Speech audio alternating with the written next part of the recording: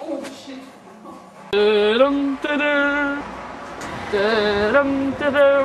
Hier het stadhuis in het gezicht. En een paar lompe mensen. Daar de kerk van de Middellandse kerk. En hier zie en daar een steltje hoeren. Oh, ik bedoel een steltje biologische papmensen.